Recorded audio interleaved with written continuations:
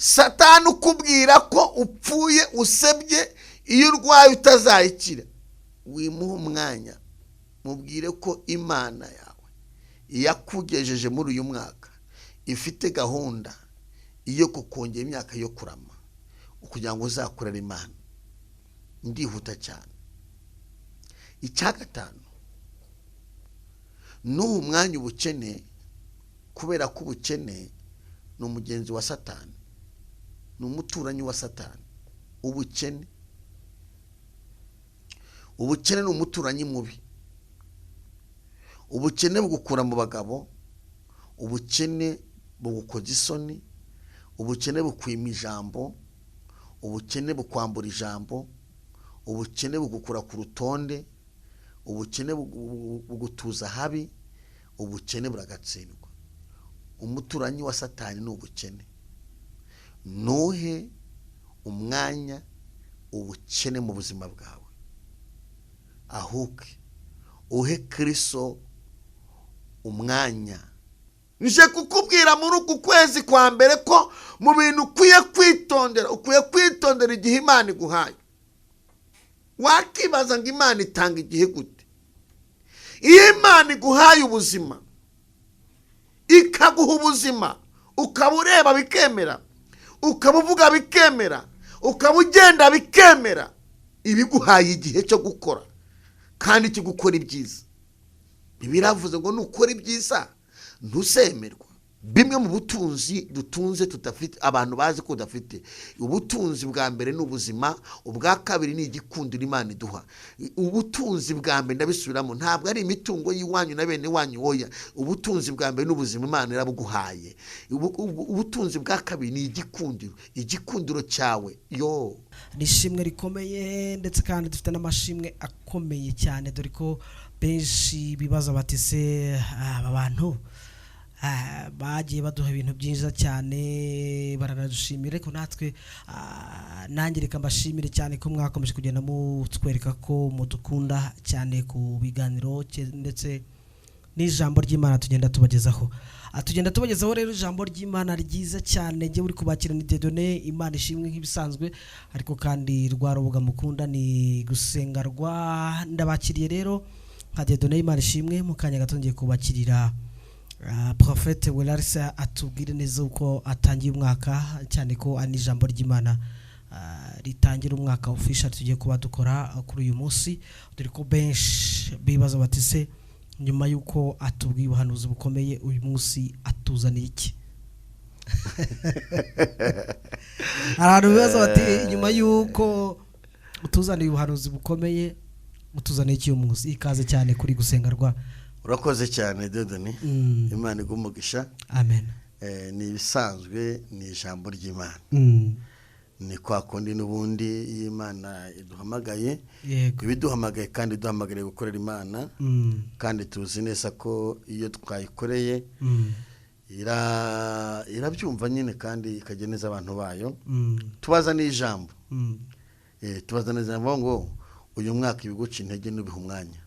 Uyu mwaka ibiguca intege ntubiha umwanya. Ugira titre zinyica cyane.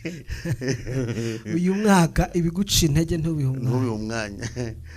Ni ukuvuga ngo uyu mwaka ni ijambo tubazaniye, kandi rizagufasha. Uyu mwaka ibiguca intege ntubihe umwanya. Kubera ko twamenya amakuru ko Satani azakoresha imyambi yo guca abantu intege. Hari ukuntu abantu b'Imana bajya basenga, hanyuma Uwiteka akabibira akabanga, atari kakandi kanyirangarama, ariko akabira akabanga k'ijuru, ukamenya ahantu Satani azarasira. Hanyuma rero mu kurasa kw'abadayimoni harimo no guca abantu intege. Hanyuma rero uyu mwaka ibiguca intege ntubihe umwanya. Ubuzima bwawe ntubihe umwanya. Hari n'akandi watubwiye dutangira akavuga ngo ntutinye. Karakantu kantutinye. Ntutinye, nta mpamvu, ntuku ku mutima. Ijambo ntutinye kuko ndi kumwe nawe. Twavuze ko ari ukubanza Imana imbere. Hanyuma rero wamara kubanza Imana imbere, ibiguca intege ukabyima umwanya, ugatumbira Yesu, ugakorera Imana, ndetse n'ibyo ushaka gukora byose ukabikora udatinya kuko uri kumwe n'Imana kandi udaha intege ibiguca intege. Amen. Ikaze cyane mu ijambo ry'Imana. Urakoze cyane, Imana iguha umugisha. Bambuza amazina ni Harerimana Wararisi, dukunda gusenga kandi mwese turabashimiye. Reka dutange dusenga Imana. Data, mu izina rya Yesu Kristo, uri Imana y'ububasha, uri Imana ikomeye, uri Imana ifite imbaraga, uri Imana yo kwizerwa, uri ibyiringiro byacu, uri umwami w'abami, uri isoko imara inyota. Tugushimiye ko uri kumwe natwe, tugushimiye ko uzabana natwe, kandi tugushimiye ko nta jambo na rimwe ujya uvuga ngo rihere. Ijambo ryawe urarivuga ukarisohoza. Iyo uvuze ijambo rimwe gusa, Mwami, ibibazo by'abantu birakemuka. Iyo uvuze ijambo rimwe ukarivuga ku muntu ufite inimba n'agahinda cyangwa ku muntu urwaye, umuruhura umutima akabona igisubizo. Turasenze kugira ngo buri muntu wese udukurikiye, imbaraga z'Imana zimubeho, ubwiza bw'Imana bumubeho. Urakoze Mwami, tangira natwe udushoboze mu ijambo, ntaba ari twebwe ahubwo izina ryawe aba ari ryo rihabwa icyubahiro. Urakoze Mwami, kwikoze mu izina rya Yesu Kristo, amen. Turashima Imana kuko Imana ari nziza kandi Imana ishobora byose. Uyu mwaka ibiguca intege ntubihe umwanya. Turasoma ijambo ry'Imana riri muri Zaburi. Ijambo ry'Imana ntirijya rihinduka, risaza, kandi ijambo ry'Imana riza rifite icyo rishatse kuvuga. Ijambo ry'Imana abantu bashaka kurisoma ari igihumbi, kandi buri muntu wese akaribwiriza bitewe n'uko Umwuka w'Imana muyoboye n'aho ashaka gutunga urutoki. Iri jambo riri muri Zaburi ya 93, turasoma hepfo ku murongo wa 4, havuga ngo amajwi y'amazi menshi, umuraba ukomeye w'inyanja, Uwiteka uri hejuru abirusha imbaraga. Iri jambo ni ijambo ry'umwaka, nzakunda kurigarukaho cyane. Amajwi y'amazi menshi, umuraba w'inyanja, umuraba ukomeye, Uwiteka uri hejuru yabyo abirusha imbaraga. Uwiteka umuremyi wawe, Uwiteka umujyanama wawe, Uwiteka umutabazi wawe abirusha imbaraga. Amajwi y'amazi menshi. Uyu mwaka ibiguca intege ntubihe umwanya.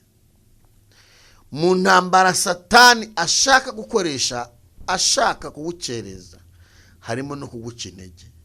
Ariko mba nkubwire, Imana wakurikiye, Imana wizeye, Imana uri gushaka, Imana wiringiye, ndajya nkumenyeshe ko ifite imbaraga n'ubutware zo gusenya imisozi, zo gusenya imigambi yose y'icakura, zo gusenya imigambi yose y'abadayimoni. Amajwi yose akuriho ntuyahe umwanya.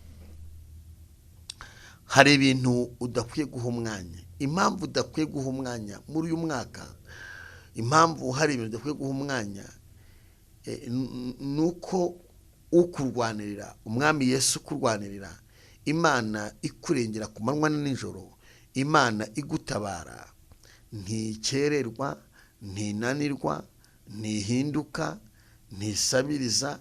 Ni Imana ifite ubushobozi bwose mu bubasha bwayo, ni Imana ikora, ni Imana ivuga bikaba, ndetse ni Imana itegeka bigakomera. Impamvu udakwiye gucika intege nuko Imana wakurikiye idacika intege. Amajwi y'abadayimoni ntuyahe imbaraga, ntuyahe umwanya. Amagambo y'abantu ntuyahe umwanya muri uyu mwaka. Ndaje nkubwira ibintu 9 udakwiye guha umwanya uyu mwaka, ngo ubihe, mbese ngo ubihe umwanya mu buzima bwawe. Icyambere, ibiguca intege byose ntubihe umwanya. umuntu uguca intege ntumuhe umwanya, kuko uri kuguca intege yatumwe na Satani mu buzima bwawe ngo akurwanye, ngo Satani akurwanye akoresheje uwo muntu. Uri kuguca intege akubwira ko utazabona akazi, ntabwo ari we, ni Satani umurimo. Uri kuguca intege akubwira ko utazabaho, iyo urwaye utazayikira, ntabwo ari we, ahubwo ni Satani umurimo uri kumukoresha. Niyo mpamvu udakwiye guha Satani umwanya, kubera ko Imana yakwimanye ikakugeza muri uyu mwaka igufitiye umushinga ukomeye wo kuguhindurira ubuzima. Lekotrefa igufitiye umushinga ukomeye wo kugukiza ibikomere. Ntuhe Satani umwanya mu buzima bwawe.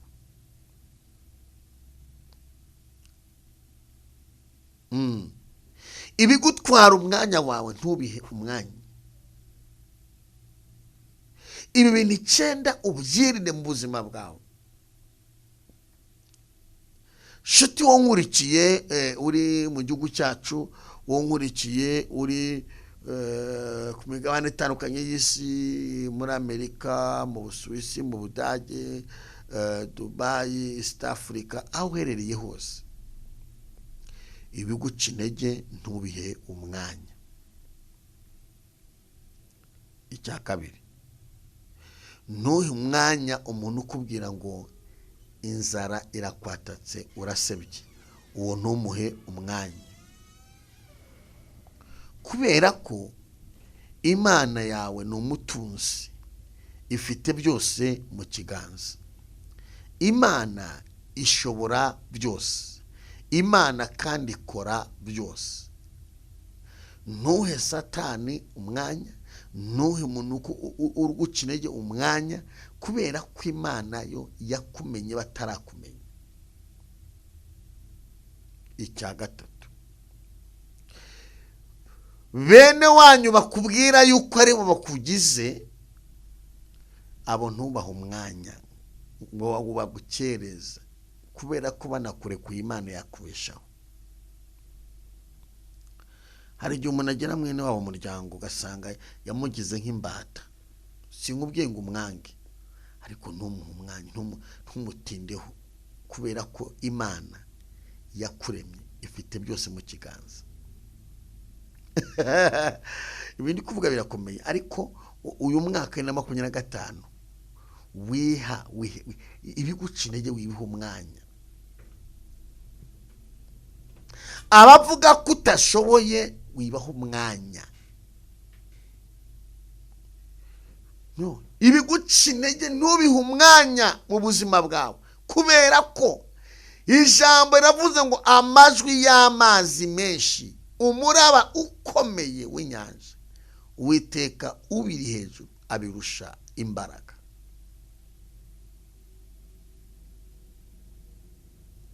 Satani ukubwira ko upfuye usebye, iyo urwaye utazayikira, wimuha umwanya. Mubwire ko Imana yawe yakugejeje muri uyu mwaka ifite gahunda iyo kukongera imyaka yo kurama, kugira ngo uzakorera Imana. Ndihuta cyane. Icya gatanu,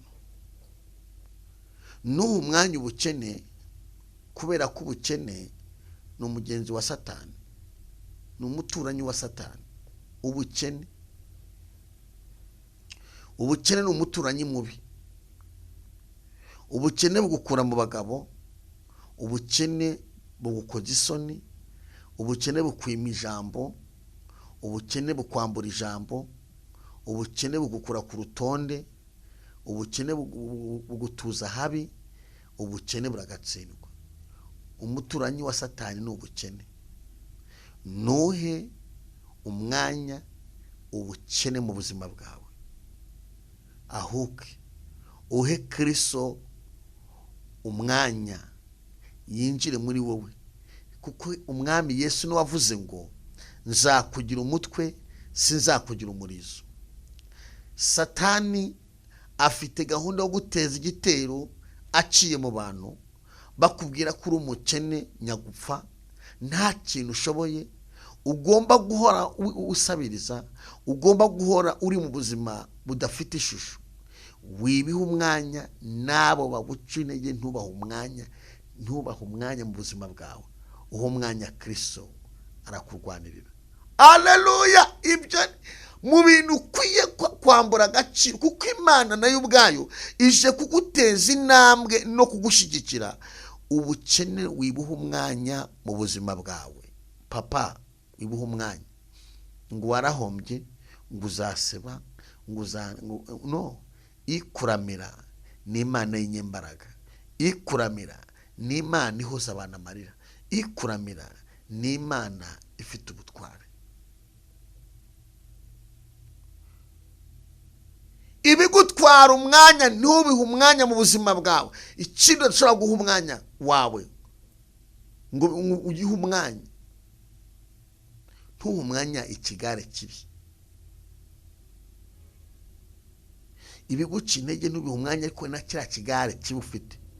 Ikigare kikujyana mu businzi, ikigare kibi kikujyana mu busambanyi, ikigare kikujyana mu bitabi, ikigare kibi kikujyana mu biyobyabwenge.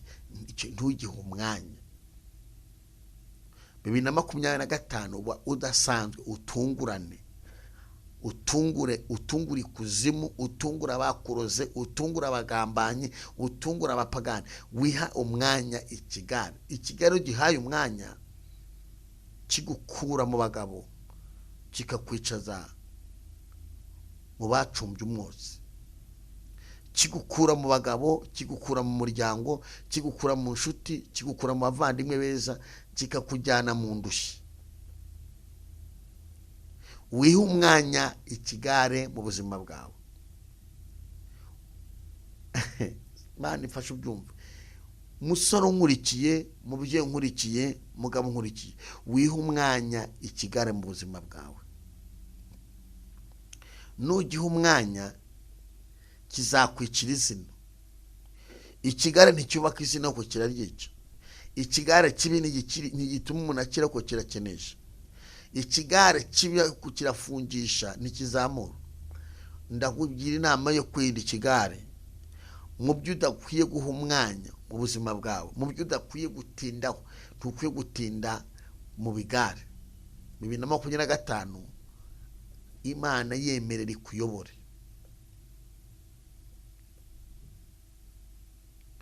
Icya karindwi,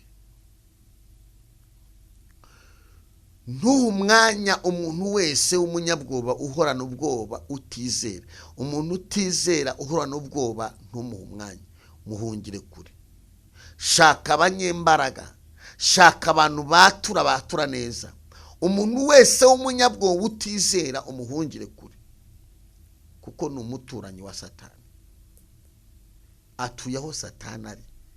Satani ashinzwe guteza abantu ubwoba, ashinzwe guteza abantu kutizera.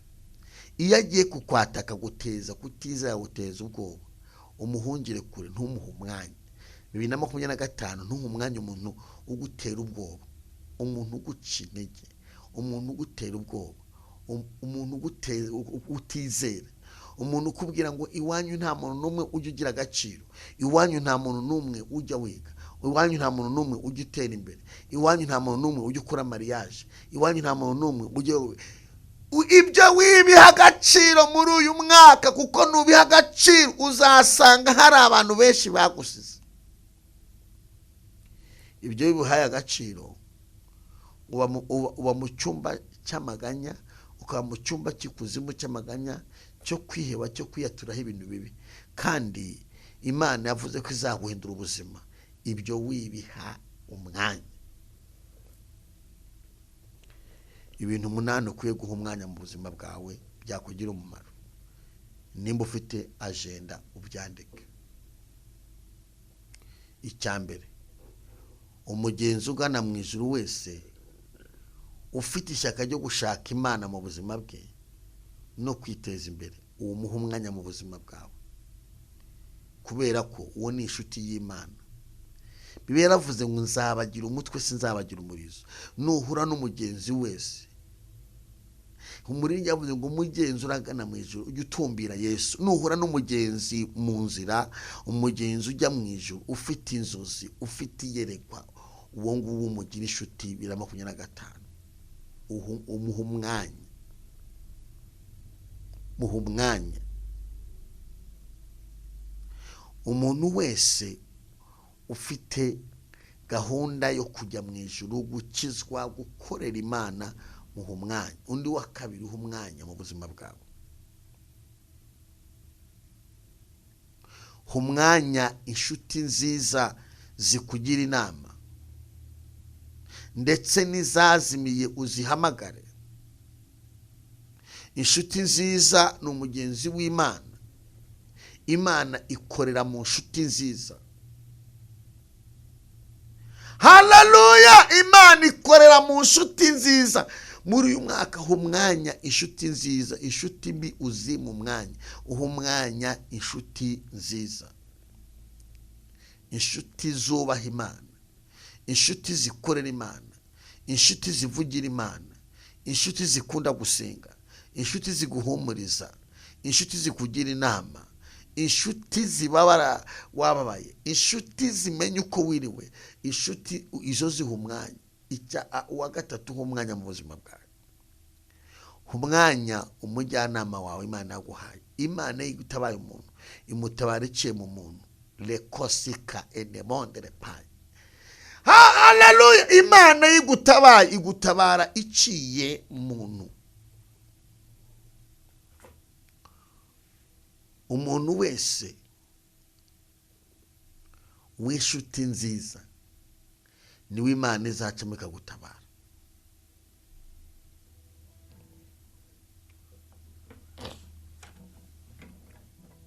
Nimba ushaka ko ahazaza hawe haba heza, icya gatanu, igihe cyawe kibyaza umusaruro, wigipfusha ubusa. Umwanya igihe cyawe Imana iguhaye kibyaza umusaruro. Uwiteka akorera mu gihe, kandi igihe cy'umuntu niko gaciro k'umuntu.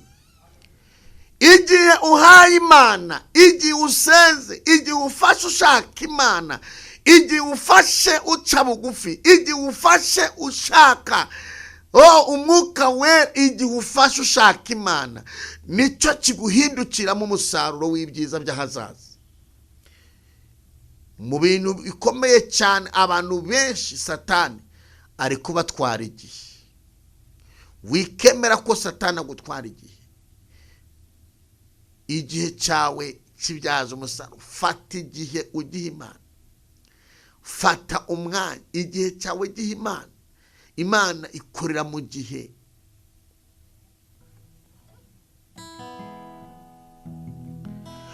We kuvuga ngo wayiburiye umwanya, kuko ni Imana y'inyembaraga, Imana y'ubushobozi bwinshi, Imana itagibura uko ibigenza. Uyizere iza kurwanirira,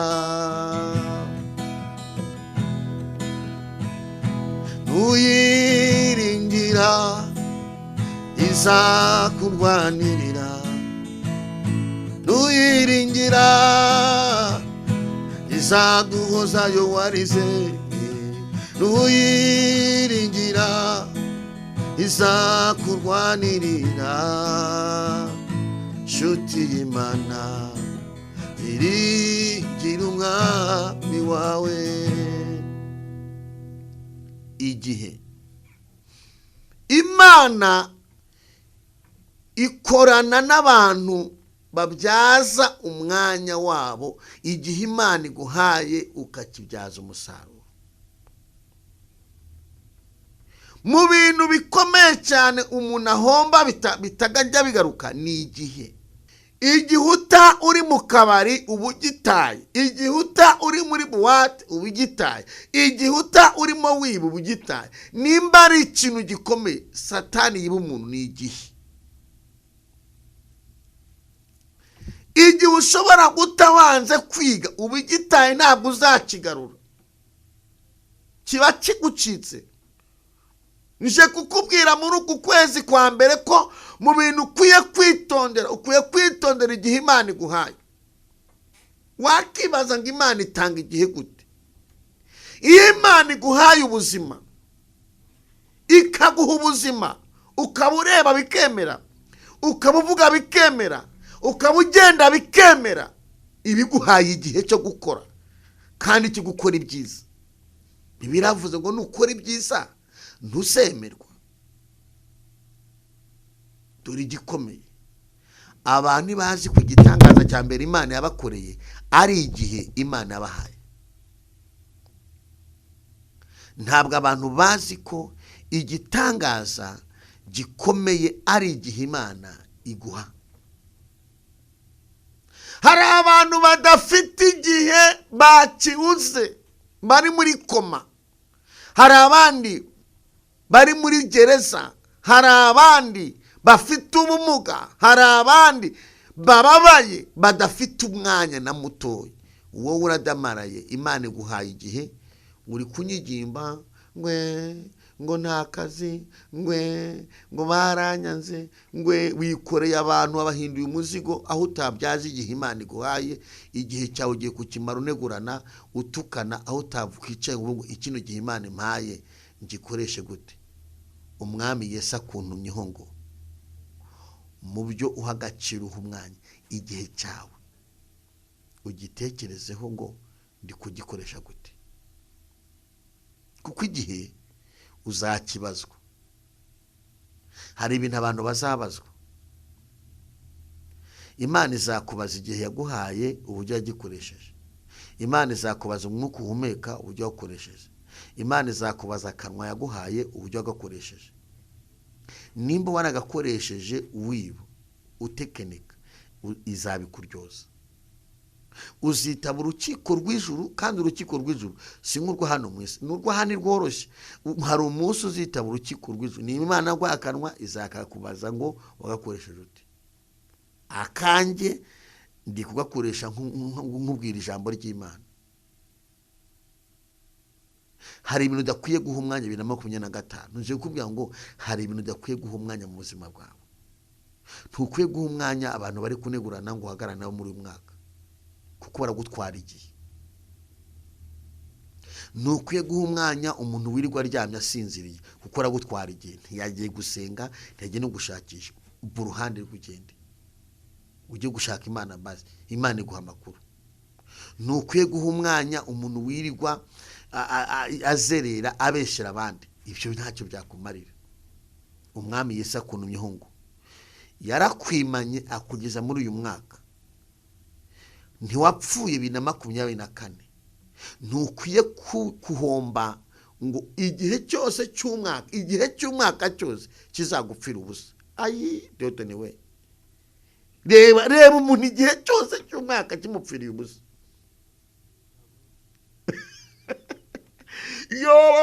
Igihe cyose cy'umwaka kigupfira, umwaka wose Imana iwuteretsemo igihe, kandi yiguhaye umwaka wose ikawuguha mu gihe. Cyangwa ngo ubyumve neza, muri uyu mwaka Imana iguhaye ukaba uwugezemo, bene wanyu baragucikura urwobo, Imana ikakwimana, ukaba uwugezemo baragutwaye imyenda y'imbere bakakuzinga, Imana ikakuzingura, ukaba uwugezemo barakubesheye ukarusimbuka, ukaba uwugezemo baravuze ngo apfa akenyutse ntupfa ukenyutse, ikakwimana. Dore icyo Dawidi yakoze, yabyaje igihe cye umusaruro, bimuhesha kuba umwami. Igihe Dawidi Imana yamuhaye,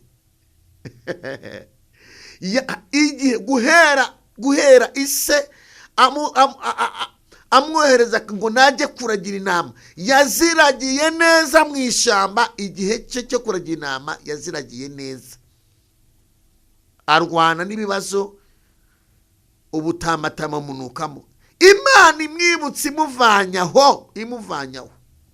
imuvanyaho. Dawidi yabaye umurwanyi, igihe cye yararwanye, yakubise Goliyati amuca igihanga. Igihe nimba hari umuntu nize muri Bibiliya nkasoma nkasanga atarapfushije igihe cye ni Dawidi. Yavuye mu ishyamba ari umuntu usuzuguwe, bamuhereza imyenda ya gisirikare n'inkweto biramunanira, yambara iyo yari afite, afata amabuye n'umuhumetso ajya ku rugamba.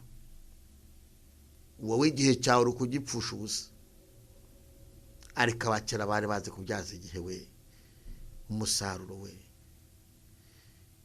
Kandi abanyarwanda n'abahanga baravuze ngo igihe cyahise n'ikigaruka.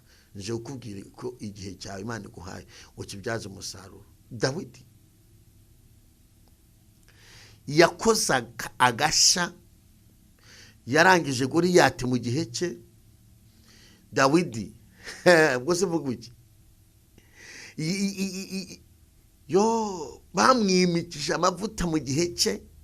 Dawidi mu gihe cye abaye umwami, arayobora birakara. Mu gihe cye yeretse Sawuli ko ari umunyembaraga. Igihe dufite abantu Imana itereka mu gihe, bakarindira ko izana n'isahani, izana n'ikiyiko n'ikanya. Mperuka gusengera umuntu aramanga Imana ngo nimuhe fiyanse. Imuhe fiyanse. Ufite amaso? Ati ye.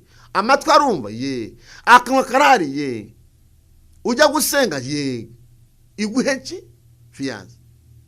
Ufite ubuzima, ufite ubwenge buzima? Ati mu rusengero iwanyu harimo abakobwa? Ye. Genda urambagize.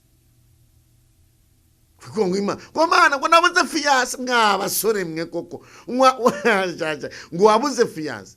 Njye abanjye bari segonderi, kubyaza igihe umusaruro. Ubu tuvugana icanga abana mu segonderi, bivuze ngo ejo bundi nzabashingira nkiri muto. Igihe Imana iguhaye kibyaza umusaruro, usazi iwanyu uri muri takataka vaho. Ubwo mugiye kunyaga, mwagiye mwemera umuntu wabwiza ukuri. Byaza igihe umusaruro. Umuhungu yarandebye aravuga ati ibintu mbwiye mukozi Imana uzi ko ari ukuri. None se Imana izamanuka mu ijuru ikurambagirize? Genda urebe umukobwa wumva amarangamutima yawe yishimiye, uvuga ati ngo ndabona yambera mama w'abana, umurambagize. Nakwemera uze tumusete Imana ngo mama uyu muntu ntabwo ari inyatsi, uyu muntu sindaya, sumurozi, uyu muntu azabaza munyamugisha. Niyo mbivuze ngo ntabwo ari umunyamugisha, umureke. Numbicije zivuze ngo ndagushikiye, irabigushikiye nyine arabariwe. Imana ikureme, iguhe kwiga, iguhe ubuzima, igi no gushakira umushahari imukuzanire. Abakobwa nabo nibagowe, abakobwa mwese ndabashoboye ku Mana. Imana izagufasha n'uzaro n'umuhungu umeze gutyo, umuhungu utabasha kuvuga. Uzi ko yagiye bikamunanira Diodo. Yagiye muri korari, arajya muri korari, araba ko ari yambe, iya kabiri, iya gatatu, aramaga ati nukuri barahari ariko nabuze utagize ubwoba.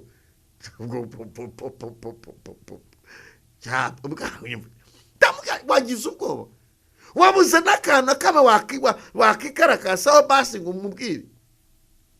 Hari igihe Satani gufatira mu gihe ikakubwira ngo usa nabi, ntuberwa, ntuzi kuvuga, nakana karakwanze, nawe undi arakwanga, nura n'umuvugisha nazakwanga. Ugasanga Satani agufatiye mu gihe kugira ngo agukereze. Mu izina rya Yesu twanze umudayimoni udukereza. Yewe wowe nkurikiye hano, unkurikiye kuri gusenga rwa, anga umudayimoni ugucereza mu buzima bwawe. Mwange igihe kibyaza umusaruro. Uyu mwaka Imana iragenda n'abantu bari kubyaza umusaruro igihe Imana ibahaye. Mungu yaramamagaye rwose, ndamugane genda usuze umukobwa abonye ko ari mwiza, aro abonye ko ari mwiza, kandi agura ndi kwereka arama ngo yaro nabonye, genda umusuhuze muvuge ngo mu minota 5 tuganire. Ibyo byonyine aragenda aramusuza ku minota 5 tuganira icyo mubwiye ahita afungiraho abura yanda mubwira ko Satani n'umugome kwe aramusuza aba mu minota 5 tuganira umukobwa arayimo umuhungu arahagarara nagarara kuzakoze mugabo none se wa mugabo nguwe ko ngo mu minota 5 amawe nyasabye ko nayiguhaye kutari kuvuga umuhungu burara n'abana ko bazi ubwenge barasenze erega buriya Satani ibiri kuriganya ari umukobwa ibi no kuriganya n'umuhungu umukobwa ikumuriganya ngo yikute muri 40 acumba umwotsi ano arabaje kundeba ngaha abashitsi bo ndabakire mu izina rya Yesu mwebwe mwagiye cyanyu mwakibyaza umusaruro muje gushaka Imana nimba muje no gukora n'indirimbo turazibakorera nimba n'amafoto turabafotora hano byose turabikora bahita muri Nest Studio turabakora ibintu byose yeme bantu munkurikiye mwese munkurikiye Uwiteka abantu myongo 2025 igihe cyawe kibyaza umusaruro igihe cyawe ukibyaze umusaruro mu izina rya Yesu bantu munkurikiye muri kure abari muri Amerika igihe cyanyu mu kibyaza umusaruro tuwongere gupfusha igihe cyawe busa nyine ko byarangiye umuhungu umukobwa akanguye umuhungu aravuga ati rwose naragukunze maze naragukunze ariko kukuvugisha bikananira n'ubungubu dore byananiye ariko naragukunze kandi gahunda mfite no kugira ngo ndebe ko wazambera umugore umukobwa wasenze rero nawe uraho ngaho urindira Imana avuga ati ibintu uri kuvuga ubitekerezeho cyangwa uri guhubuka mugo ati ntabwo mubuka rwose simubuka rwose nariteguye narubatse uzi ko hari umuntu wubaka agatunga n'imodoka akanasevinga n'amafaranga akabura umugeni bari kumwe ukamubura nyamanga data akamubura abarozi n'abagome ugomba kwicara aho nkurikiye ibaze ngo ariko ibintu ndimo ntabwo Satani yabyitambitsemo ubucuruzi ntabwo yabyitambitsemo aya mashuri ntabwo Satani yitambitsemo kuki gihe cyanjye kitambyarira umusaruro k'Imana mu buzima singere ku mugisha wanjye kuki gihe cyanjye erega amabwiriza none se dufite abantu duce mu gitondo basohotse ku mpapuro z'imihondo dufite abantu buce mu gitondo babaye abantu bakomeye dufite abantu buce mu gitondo bazamutse abandi bari aho ngaho ugomba kubwira Imana ngo kumaye ubuzima igihenze kari ubuzima mwami wanjye wangubitiye na Satani unyitambikira mu gihe Imana igutabarira mu gihe ubyarira mu gihe wambarira mu gihe uzamukira mu gihe utungira mu gihe uri indege mu gihe abarozi bakuvire mu gihe cyo gupfira ubusa mu izina rya Yesu takosika elemondre pa ubu umuyobozi mu gihe wambarira agatimba mu gihe igihe ni ikintu gikomeye cyane ni nayo mpamvu igihe abarozi barakikuraga numenye ko baroze igihe ukaba mu gihe cy'uruzerero ukazakanguka abandi baragusize Uwiteka yambwiye ngo urusaku rw'amazi menshi murabukomeye uri mu w'inyanja urusaku rusakurije rwirukana ubwira dayimoni ngo mvira mu gihe uyu mwaka igihe cyawe kiratangaza benshi ndaguhanuriye n'ubuhanuzi uyu mwaka ugiye gutungurana uzi igihe cye iyo cyaje ku muntu umwaka uzi hari igihe cyiza mu mwaka umuntu agakoramo mariage agatunga akubaka mu rugo agatwita umva igihe cyaje mu Imana umuntu akabonamo ibyangombwa ukabonamo visa ugahita ubara imyaka yose wamaze uri mu ruzerero igihe Satani yakwibye kirahagije lekosika muri uyu mwaka wiha agaciro ibigutwarira umwanya ibigutwarira igihe ibiha agaciro kugira ngo ushobore guhangana n'abademoni bakwiba igihe nuko ubanza gufata akanya kwitekerezaho ukaba ngo niki shinja Imana banza wibaze ngo ese koko niki gishinja iby'Imana yagombaga gukora yarabikoze sindi kajorite amenyo ntabwo yavuyemo sinasaze, sindindera. Ni gute Satani yakomeza kunyicira izina? Ni gute Satani yakomeza kunyangiriza mu muryango? Ni gute Satani yakomeza kunyangiriza muri famiye? Imana ko yampaye ubuzima, ikama gutekereza, ikama kureba, ikama kubaho, simfe, simugare, singendera mu kagari. Ni gute Satani yakomeza kunyangiza? Bwira Imana ngo Mwami, izi mbaraga ziramva imbere. Hari ubushake bwawe, hari ubushake bw'umuntu. Nta muntu Imana itabara adafite sampo yawe. Ni ukwibaza ngo harageze ko nivana muri uyu musozi. Igihe cyawe Imana iguhaye kibyaza umusaruro. Kandi ngiye gusenga ngiye werareze. Igihe kibyaza umusaruro. Icya kabiri, umugisha Imana iguhaye ubyaza umusaruro. Umugisha Imana iguhaye ubyaza umusaruro nawo. Imana iguha igihe ikaguha umugisha. Ibyo bintu bitabyaza umusaruro ucumba umwotsi. Gatatu, Imana iguha abantu, bitabyaza umusaruro ucumba umwotsi. Kane, Imana iguha igikundiro, utakigenzuye ngo kibyaze umusaruro nabyo ucumba umwotsi. Hari igihe iguha igikundiro ukakijyana mu bigare, ukajyana mu busambanyi, ukajyana mu bintu bidafite umumaro, ugapfa uhagaze. Kandi yari ikiguhaye ngo kikugire umumaro. Imana haye Esther igikundiro. Esther yari umwana w'imfubyi, nta mashuri afite, ntaki, ariko Imana biravuga ngo Imana yamuhaye uburanga bwiza. Hanyuma igikundo cya Esther cyamuhesheje kujya kuba ibwami, nubwo ari imfubyi ari n'umunyagano. Wowe igikundiro cya Imana yaguhaye uri kugikoresha ute? 2025 igikundiro cyawe uzagikoresha ute? Uzagikoresha wiyandavuza cyangwa uzagikoresha wihesha agaciro? Igikundiro Imana y'ikiguha ukagikoresha neza, ubo kwifuzwa. Abantu benshi barakwifuza, baragusengera. Umuntu wafashe igikundiro Imana imuhaye akagiha agaciro, abantu bamugira mu butayu bakajya kumusengera. Umukobwa afashe igikundiro cye akagiha agaciro, abasore bajya mu butayu bakajya kumusengera. Kandi hari abandi bagipfushije ubusa, barimo abanguriya bameze nk'inzoga yayindi yasaziye mu njerekani bagenda basogongera. Iyo utahaye agaciro igikundiro cyawe, isi iragusogongera. Vuga Imana irinde uwo mwaku. Imana ikurinde uwo mwaku we. Dufite abantu Imana haye igikundiro bazakibazwa bageze mu ijuru. Imana ivuga ngo nagwaye igikundiro gikoresheje gute? Ntabwo Imana nagwaye igikundiro cyo gupfusha ubusa, yaguhaye igikundiro cyo kubyaza umusaruro. Bimwe mu butunzi dutunze tutafite, abantu bazi ko udafite. Ubutunzi bwa mbere ni ubuzima, ubwa kabiri ni igikundiro Imana iduha. Ubutunzi bwa mbere ndabisubiramo, ntabwo ari imitungo yiwanyu na bene wanyu hoya. Ubutunzi bwa mbere n'ubuzima Imana irabuguhaye. Ubutunzi bwa kabiri ni igikundiro. Igikundiro cyawe uzumna Imana agikundira, uraseka nguseka neza, wavuga ngavuga neza, wakambara ipantaro y'igihumbi y'ibiri ngo iyo pantaro yiguriye he, wakambara ishati uguze Nyabugogo ngo iyo shati wizigurira he, wakambara umukandara waguze muri Cagwa ngo umukandaguriye he, wakambara akantu kose wambaye akaba nagakomo kakana kavanye he.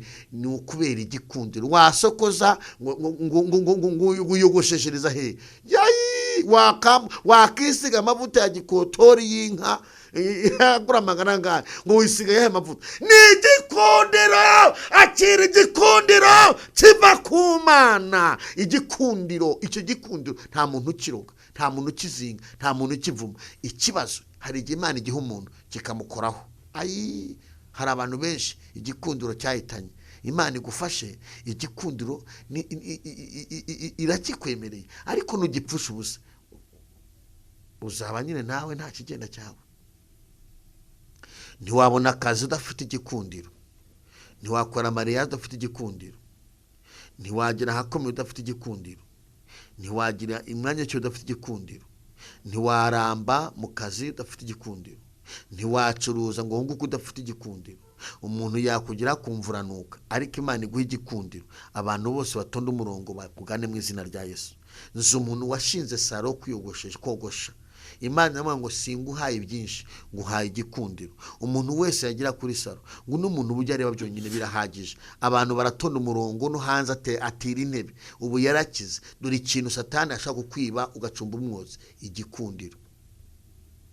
Satani arakuguranda akagutwara igikundiro akakujugunyira icyangiro. Na mama wakubyaye akakwanga, na so akakwanga, na mukuru akakwanga, na haka akakwanga, na tata akakwanga, bakavuga turakuborotse kugira nakoze iki. Naho ni icyangiro Satani yagujugunye. Ukikorera abantu aho utakikorera Satani ngo musenge aguhunge. Ukikorera abantu, wikikorera abantu aho ko senga Imana igukize icyo cyangiro kikuriho. Nduza abantu bafite umudayimoni w'icyangiro ku buzima bwabo. Wowe nkurikiye ufata umwanya upfuka mubwira Imana ngo mwami iki cyangiro kindiho nikimveho. Cyangiro kikuzaho wadepoza mu bantu ugasanga ni wowe uratsinze ariko ntibagufashe bagafata utatsinze kubera icyangiro. Warangiza ngo hajemo munyura uwo mwana ngo hajemo ruswa. Ni icyangiro wifitiye inshuti yanjye. Icyangiro kikuzaho wabona akazi ugasinya kontara wamaramo amezi 3 boss akaza hari abandi wasanze mu kazi baterukanye ngo bite ngo kuri aha ngaha ngo nani mu kazi ngo itusohoka ngo gende ngo tuzaguhamagara. Icyangiro. Nigeze nkora akazi ahantu njya muri misiyo mbona umuntu uri icyangiro. Timukira igihugu umuntu y'icyangiro twarajyanye mu kazi badusanga mu kazi baramuso ngo bite ni sawa. Nta kosa na rimwe yakoze ngo bite ni sawa ngo kurikira aha ndi hano uranangare gusura aho ngaho kandi nagwa duhari ngo ari hitugende mu gitondo rategana ta abandi bajya mu kazi. Icyangiro. Icyangiro reka nkubwire icyangiro ahantu kinjira. Icyangiro cyaza mu bana abana ugasanga baye ikibazo. Icyangiro cyaza mu rugo warashatse umugabo akakwanga cyangwa umugore akakwanga. Icyangiro cyaza mu muryango uri umwana umuryango akakwanga. Icyangiro cyaza uri impfubyi bene wanyu bakarya bigashira. Icyangiro cyaza mu kazi ubamo mu kazi bakakwanga. Icyangiro cyaza mu bavandimwe muvukana bakakwanga. Icyangiro cyaza mu mukorana bakakwanga. Icyangiro kiragatsindwa Imana igukiza icyangiro. Icyangiro cyaza neza na kikaza no mu rusengero aho musengana bakakwanga. Icyangiro cyaza no muri korari bakakwanga. Yorororo icyangiro shakuza no mu kidiyakoni no mu gishumba kigeramo naho kitagera. Satani ashaka kunagamo icyangiro kikaza ugasanga ucumbye umwuzi. Dore ikintu ukwiye kubwira Imana 2025 ukwiye kubwira Imana ngo shuti yanjye mwami wanjye unkunda ubuzima warabompaye mane igikundiro. Ntabwo bakuroze byinshi wikwiri gushakishiriza ngo imiti biki dore icyo bakuroze icyangiro. Icyangiro kirahagije. Umuroza kuroga icyangiro ugasazira iwanyu icyo cyonyine kirahagije. Wikwiri gushakira amafoto wikushakira mu myenda kugutongera icyangiro ugasazira iwanyu. Abahungu 20 akakurambagiza bose nanjye n'umuvuga abantu akajya kurambagiza bakagenda abandi agashingirwa abo mwakurera inka bagashingirwa abo mwigera inka akabona akazi abandi bakabyara ugasazira aho ngaho kubera icyangiro. Waravutse amezi 9 yemwe bantu mu nkuriki Uwiteka yambwiye ngo mwaburanye uburenganzira bwanyu ko nawe atabara atahagutse. Nta muntu Uwiteka atabara atakomanze. Ngenze gukubwira ngo elewa de kosika elefa vuzimana komangira Uwiteka ubwira Uwiteka ngo ndabimenye mu rugo rwanjye. Ikibazo si umutware ikibazo ni icyangiro bandoze. Vuye Uwiteka ngo ndabimenye. Aya majwi mese asakuriza ntabwo bashakuriza gusaba rozi ahubwo ikibazo baneje ni icyangiro. Bwira Uwiteka ngo ndabimenye ntabwo ari uko ndi umuswa nazi gucuruza ahubwo banaze mu icyangiro abantu baranyanga ibintu birahomba. Ntabwo ari uko wize habi si uko wize mu mashuri mabi ahubwo bakunaze mu icyangiro. Icyangiro kirakwataka idiplome yawe iribagirana wibagiye kuba nize. Ni icyangiro wiva ngo wize habi. Ntabwo ari uko batakuzi ntabwo ari icyene wabo ntabwo ari uko barubandura ku butoni ahubwo umwanzi Satani umurozi yakuroze icyangiro icyangiro. Iyo baguhamagaye mu kazi bafata abandi ugasigara kubera icyangiro. Nasenze umwuka w'Imana arambwira ngo mbwira abantu muri uku kwezi kwa mbere bafata umwanya buri muntu wese yiherere abwira Imana ngo uyu mudayimoni w'icyangiro nta kindi cyamunkuraho usibye ngo wowe witeka wamunkuraho ukamunkiza. Hanyuma igihe Imana iguhaye ukakibyaza umusaruro. Yumaze kumenya ko igikundiro cyaze igihe Imana iguhaye ukibyaza umusaruro. Esiteri Imana imaze kumukuraho icyangiro imuhaye igikundiro, yabwiye abayuda ngo mufate amasengesho iminsi 3, mufata 3 nzajya ibwami sha kubera igikundiro. Ahita agenda. Gikundiro kiraza niwo drefa utarize ukayobora. Gikundiro kiraza uripfubye ukagira agaciro. Igikundiro kiraza urwaye ibintu ukumvura hembutse. Hari abantu Imana ihaye igikundiro. Iyi migozi iri guca ndabona ari nk'iminyururu bari barababoshe. Iyi minyururu Uwiteka arayicagaguye. Ndabona iminyururu icagagure. Igikundiro ni cyiza nawe ugira ijambo. Iyo igikundiro cyadugira ijambo amazina arahinduka. Witwa bebe, witwa mami, witwa sheri, witwa funguro, witwa dadi. Igikundiro kiraza amazina kuzura. Witwa anko.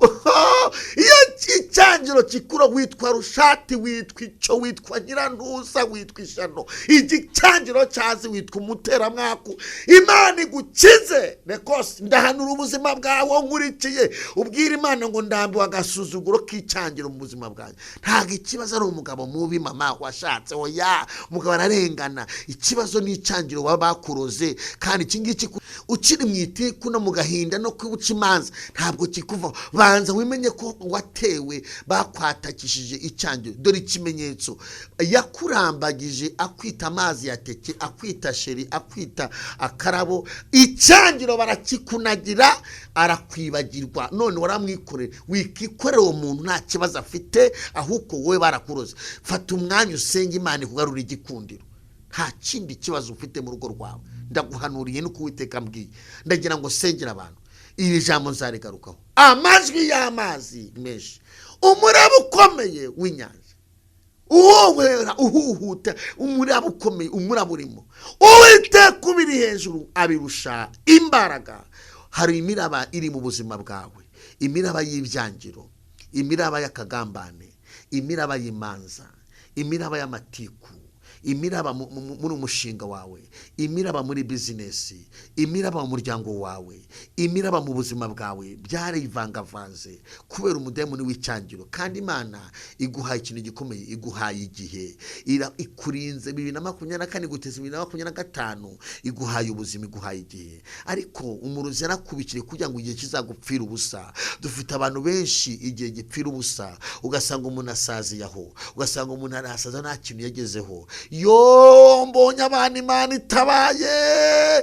Reka nkubwire ntabwo nta muntu wagukenera udafite icyo wimariye. Kare ntiwaba na gitifu akagari. Ndakumenyesha ko umuntu wese akenerwa bitewe n'isosi. Nta kintu nta muntu ugukenera. No mwitoro nta ugukenera. Ntago baguha intebe ngo bakwicaza inyuma irahigiriye. No mu bukwe ntibagushyira ku rutonde rwo batumira batazi bazi kutazatwerera. Ego no hajya ngo ni iki bya bindi bajya ngo ni bya bindi bajya kwambara abageni bagiye kubabyinira no kubigisha nibiki. No muri mbere gishawa ibyabi ntago bagutumira bazi ko nta envelope urajyana. Ntago bagutumira bakujyana hehe iyo bazi ko nta kazi, iyo bazi ko nta gafaranga. Ntago ujya kugo rutonde bakuvanaho. Nawe wabuzi guseka gute bakuvanaho sha. Ariko iyo bazi ko hari akantu waparika bikemera. Hari abantu Imana irenganuye. Duhereze Imana icyubahiro. Haleluya. Hari abantu Imana irenganuye, kandi namwe munkurikiye mu hano live namwe murimo. Hari abantu Imana irenganuye. Uwiteka ajya ahindura amateka. Hari igihe umuntu yizira nko mu kazi Imana igahita imutabarira mu kazi, umuntu akayitamira Imana ikamutabara. Akira igihe cyawe, akira igikundiro. Ndagira ngo usengere. Ikibazo ntabwo ari akazi kabuze, ahubwo icyangiro kikuriho gitumye uvuga ngo akazi karabuze. Kuko karabuze kandi abandi bakabona. Ikibazo ntabwo ibyangombwa byabuze byavize kandi abandi babona, ahubwo ikibazo ni umurozi wakutereje icyangiro. Ikibazo ni aho ngaho kodiri. Menya kubyaza igihe cya ikino gihe Imana iguhaye. senga ubyaze umusaruro igihe usenga, hanyuma ubwira Imana ngo iki cyanjye kimveho. Data mu izina rya Yesu Kristo, uri Imana y'ububasha, uri Imana ikomeye, ndasengeye umuntu wese unkurikiye wihebye, ucitse intege, unaniwe, ufite agahinda, uri kumva amajwi menshi, wacitse intege bikomeye, umpaye ubuhanuzi bukomeye kuri aba bantu batuye ku migabane itandukanye y'isi. Reko wambwiye ngo uburozi bukomeye cyane abantu batazi bakwiye kwimenyaho, bakaba mu matiku, bakaba mu magambo, bakaba mu nzangano, bakaba mu guhimana. Abantu wambwiye ngo nibimenyeho ko umurozi yabaciye muri humye akabaroga icyangiro. Uyu munsi wa none buri muntu wese ngo nabasha kwimenyaho ko hari icyangiro bamuroze, uramuha kubyaza igihe umuhaye umusaruro, uramuha kuba mu gihe cyiza, uramuha kubona agaciro mu gihe, uramuha kugira akazi, uramuha gutera imbere, uramuha kuba umumaro mu gihugu, muri sosiyete, mu muryango, mu itorero, mu bakozi b'Imana. Ritakosika, hari igihe umuntu abaho akavuga ngo ariko se maziki koko Mana, urambwiye ngo nimenya koko bari baramwangije ubuzima, bari baramuteza icyangiro, urakimukuraho kandi uramuha kuba uw'umumaro. Nubwo batamuzi, karitsiye itamuzi, muryango utamuzi, abantu bamwibagiwe bazamwibuka kuko wowe watabaye, uwakize, wahaye igikundiro. Karitsiye yose iramumenye. Yosefu ntibari kumumenya, Dawidi ntibari kumumenya, Daniel ntibari kumumenya, Morodekayi ntibari kumumenya. Aba bose babamenye kubera ko bahaye igikundiro. Ngushimiye ko uri Imana itanga igikundiro kandi ukanakirinda. Fasha buri muntu wese umukize igikomere cyose afite, nurangiza umuhe kubabarira, nurangiza umuhe gukiranuka, umurinde Mwami gupfusha igihe cye ubusa ajya mu byaha, umuha agakiza gafatika, umuhe kugira amahitamo meza. Umuntu agizwe n'amahitamo yobera, amahitamo n'amahitamo meza, umuhe guhitamo neza, ntiyongere guhitamo ibimwangiriza ubuzima, ntiyongere guhitamo ibimwicira izina. Ndasenze kugira ngo imbaraga z'Imana zimugote muri byose. Urakoze kuri Imana ibikoze mu izina rya Kristo wa Nazareti, amen. Uwiteka akube hafi, Uwiteka agwe kubyaza igihe cyawe umusaruro, kandi ibyo bakuroze uku kwezi kube finali yo kugira ngo Uwiteka akogesha amaraso ye yamenye ku musaraba, kugira ngo uzabwirane ngo ndumva nongeye gukanguka, ndumva hari impinduka mu buzima bwanjye. Uhawe uburenganzira kunyandikira komente, birashoboka ko byaba bigukomereye. Nimero yanjye murayizi ni 0782848423, unyandikire. Birashoboka ko Satani yakwangiriza ubuzima, twagufasha. Nawe waba uri kure twagufasha, tukagusenya no kuri telefoni, ariko izo mbaraga zikakuvaho. Suko utazi gukora, Uwiteka yambwiye ngo nibyo baguteze, kandi ni bibi kuko biteza umuntu agahinda akaba yaniyahura. Ibi ni ibintu bibi, nta nubwo babivura ngo bikunde, ntiwajya kwa muganga, ntiwabikaseninga. Ni ibintu biteza umuntu kugira umutima mubi, akiheba, umuntu akaba ameze nk'ari muri koma, ukashaka ikibazo umuntu afite ukakibura. Uwiteka nuhishura ibintu Umwami Yesu abimishuriye ngo ubikire,